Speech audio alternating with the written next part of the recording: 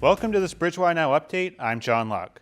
The 5th annual Bridgewater Police 5K and Kids 1 Mile Fun Run went through the streets of Bridgewater on September 29th. And you can see that there were a lot of people that came out for a good cause, some of them with their dogs and some of them with their kids. Proceeds from the event will benefit America's vet dog. We introduced you to the group a few months ago that provides enhanced mobility and renewed independence to veterans, active duty service members, and first responders with disabilities. Although this is a new beneficiary for the 5K, the effort continues to grow and continues to be an effort that is year-round, led by race coordinator Rebecca Kaler in this opening event for a busy day here in Bridgewater. It is a hugely popular event. It's great for the community. People come and participate in this, and then they go over and enjoy Autumn Fest, and it's just a great way to highlight all the wonderful things and all the wonderful people that Bridgewater has to offer. But I'm going to tell you that this is work that takes a lot of time, and it's something that she has committed to for the last 5 years, and it's something that's not easily accomplished, as much as many people may see it as it's a quick race and it's done within an hour or two. There's a tremendous amount of work that goes into this, and she does this consistently throughout the year. On our next update, we'll show you the resident who received recognition that will leave a lasting legacy on the race for years to come. After the 5K was the 30th annual Autumn Fest on Boyd and Quad at Bridgewater State University, presented by the Bridgewater Business Association. Local businesses came out on a great day weather-wise and introduced residents to some of the local restaurants and businesses around town. And of course, there was a petting zoo as well, because that just makes the world go round. If you missed out on the fun times at the Quad, the BBA will hold the 26th annual Christmas on the Common on December 2nd from 12 to 4. We'll have more on that on Bridgewater Review. Here's to Bridgewater Youth Soccer. You guys are great. Some young Bridgewater soccer players are helping out kids thousands of miles away. Prima Ndeka is the mayor of Rakai in Uganda. Mayor Ndeka was in the United States visiting her son at Bridgewater State and was at a meeting in Washington, D.C.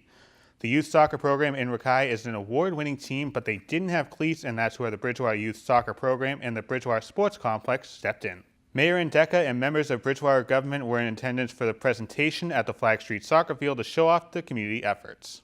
And her soccer team, won a big trophy and awards without any shoes.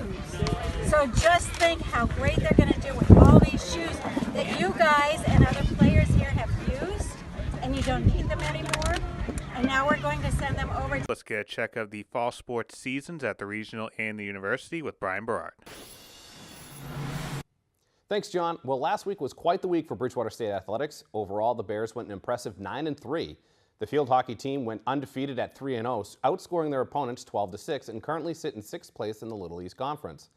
Norwood native and senior midfielder Samantha Hayes was named LEC Offensive Player of the Week after scoring 4 goals and adding 6 assists. The field hockey team's next game is Saturday at 4 and can be seen live on the Bears Sports Network, and replay will be available on Channel 98. The Bears football team earned a Mascac road win in Westfield after a 31-14 victory over the Owls on Saturday. The two teams were pretty close statistically in almost every category, but the glaring difference was red zone efficiency. Bridgewater State was 3 of 3 inside the 20, while the Owls were just 1 of 4. Brad Filchin had 170 yards passing and 2 TDs, while Nick Sanovica had 104 yards rushing on 18 carries and 2 TDs as well. The Bears' next game is at Swenson Field tomorrow night against Plymouth State and can be seen live on the Bears Sports Network, and replay will be available on Channel 98.